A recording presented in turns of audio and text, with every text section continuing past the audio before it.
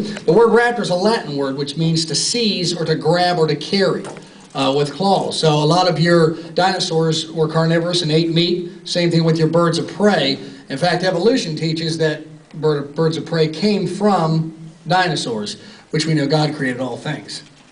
So that's why they call them raptors and these raptors as well. So just so you know, and I don't take things for granted, all birds of prey eat meat. Now, most of us already know that, but I've had people actually get upset with me. I had one lady one time that was upset. She said, "You mean you allow your birds to eat other animals?" And I said, "Yes, ma'am." She said, "I think it's horrible." I said, "Well, I'm sorry." And she said, "Well, I just can't believe you would do that." And I said, "Well, I'm sorry, I don't know what to tell you." And she said, "Well, why don't you trade them to eat seeds?" She really didn't get it. I tried to help her, but she really didn't get it. You can't eat seeds, and if they have to eat something that's alive, they have to kill it and eat it. If you fed this bird even something that was cooked, like a steak, it'd kill them.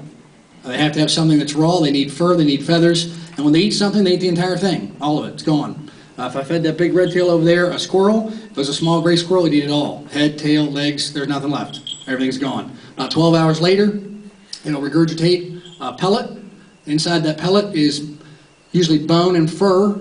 If it's an owl, if you ever find a pellet in the woods like a casting, if you find bone in it, it came from an owl.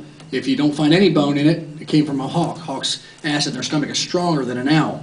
Wow. So you just find fur and feathers, that's it. Everything else their body uses. All goes into the crop, the body comes up, takes all the nutrients, all the vitamins, anything it doesn't need, it coughs back up and gets rid of it.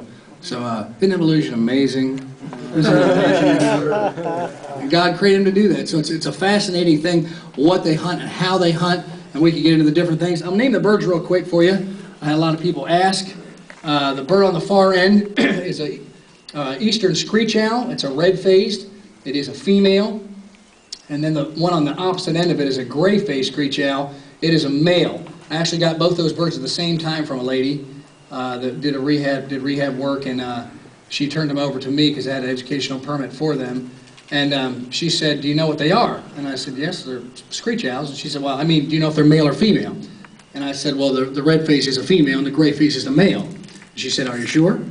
I said, "I'm pretty sure. I can put them on the scale and weigh them to make sure, but I'm pretty sure." She said, "Well, I just had them at the vet, and the vet said that the red one was definitely a male.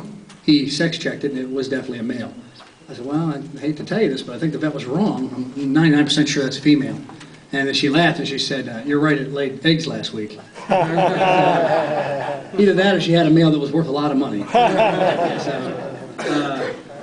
Screech owls are born either red-faced or gray-faced. No one really knows why. They're just either red or gray. Some people think when they say phase that they go through a certain color and become another color. They're either born red or they're born gray. That's the way they stay. What I did know a couple years ago is you can have a male and female red-faced. They can mate and have a clutch of 5 young, and they can turn out red or gray. Either or it could be mixed clutch, doesn't matter. The bird in the middle on the table is an American kestrel. It's the smallest of the falcons we have in North America. We probably counted, 25 on the way here today? Lots of times you'll see them over the highway hovering. They'll go up and hover over the highway and they'll drop back down. A lot of people mistake them for a dove or a small pigeon. They're the smallest of the falcons we have. A lot of the old farmers call them a sparrowhawk, but they're actually not a hawk, they're a falcon, but they do catch sparrows, so I guess that's accurate.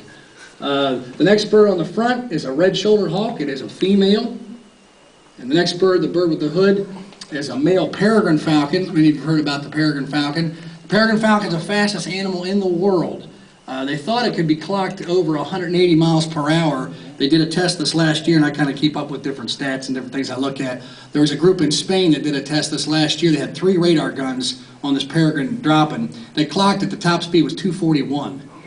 Dropping out of a vertical stoop straight down. That's getting with it. That's moving pretty fast. You have a barred owl here on the end, and that's a female. And then we have a Harris's hawk. It's a male in the back.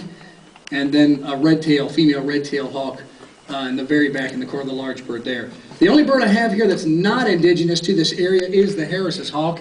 It's from the southwest United States, Arizona, New Mexico area. Everything else you see here, you could see outside in Virginia where you're at right now.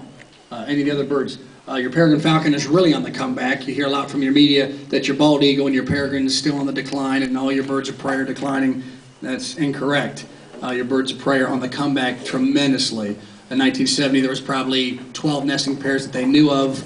Peregrines, there are over 600 nesting pairs on the East Coast right now that they know of. So they're really on the comeback and on each bird. So each one hunts different things. Each one's built for different things. You have hawks, falcons, eagles, and owls.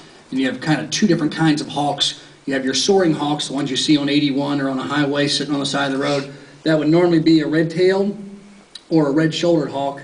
And they vary in color. So some people say, well, the one I saw was almost totally white, or the one I saw was almost totally black. I've seen them vary from a blonde all the way to a chocolate color. So they vary in age and also in color.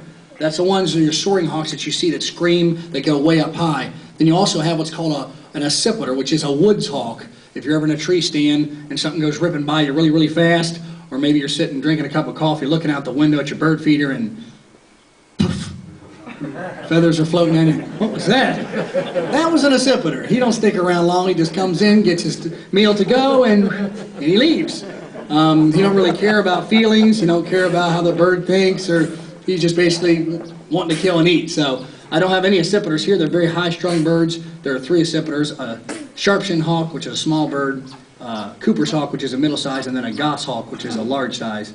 So that's your woods hawks, and then you have your soaring hawks. Then you have your owls, which are screech owls, barred owl. There's also a barn owl, a great gray owl, sawwood owl. A lot of your different owls we have on the East Coast. And then you have your falcons. There's 5 falcons in America. The smallest one is the kestrel in the middle. Then you have a merlin, then a prairie falcon, then this peregrine, then what we call a gyrfalcon, which is way up north where it's really, really cold past Canada. They're either silver black or solid white, and they're about the size of that red tail. They're very powerful birds. Your falcons are your high-flying birds. Your hawks sit low, watch for game to move, and then they fly down and grab it. Your falcons ring up high over your game. They get up 1,000, 1,500 feet. Then they go into what's called a power stoop. Now when the game comes off the ground or is flushed, they take it out of the air. And when something's cranking at 200 some miles an hour and it hits something, you have to be a hunter to enjoy what takes place. I've been standing there when the peregrine was right next to me when it hit a pigeon from here to your pasture, and it looked like it shot with a shotgun. That's what I would guess, that someone shot it with a silencer and I didn't hear it. And the guy I was with actually said, boy, she didn't make a very good hit on that. And I said, tell that to the pigeon. He's out, it's over. So they hunt different ways, they hunt different quarry. God has made each bird to where each animal, prey animal, stays in check. We could cover a lot of different things. For sake of time, I won't get into a lot of the different things.